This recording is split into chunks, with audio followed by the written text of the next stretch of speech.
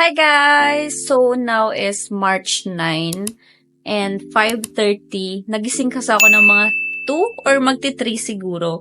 So ngayon is wala naman ako masyadong ganap sa buhay. Wala masyadong ganap. So ngayon mag-edit lang ako ng vlog ko kahapon. Like yung gym namin kahapon kasi i-upload ko siya ngayon sa shorts.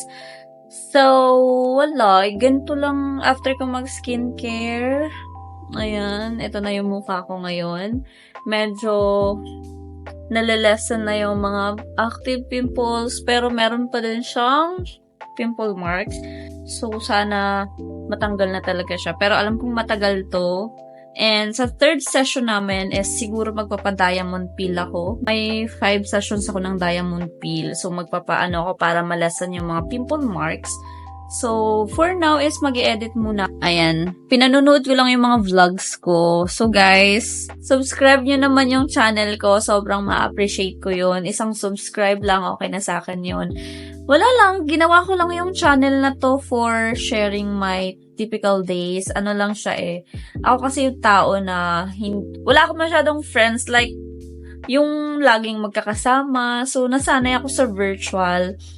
So, para sa akin, hindi ako nag-iisa pag once na nakaharap ako sa camera.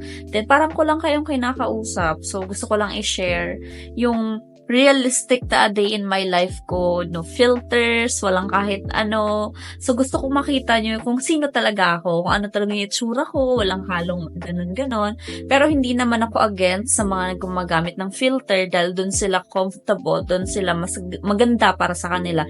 Kasi ako, honestly, gumagamit din naman ako ng mga filters pero gusto ko lang maging transparent sa inyo guys. Kaya as in, as much as possible talaga, gusto ko na makikita nyo ako yung kung ano talaga ako. Kasi gusto ko tanggapin nyo kung ano talaga ako. So, kung may mga magbabash man sa akin sa mga susunod na ano, okay lang yun guys. Ano nyo yun eh, sarili nyo yun opinion, pero wala akong magagawa doon. Pero thank you pa din sa panonood guys. So sana support nyo ako hanggang sa maging 1,000 yung subscriber ko. Sana, hope so.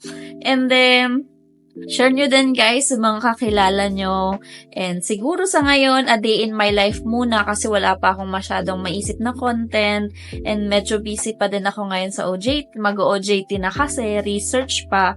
So, siguro pag wala na akong ganap sa school, mag-iisip na ako ng magandang content na siguradong matutuwa kayo. So, salamat pa din sa panonood nyo.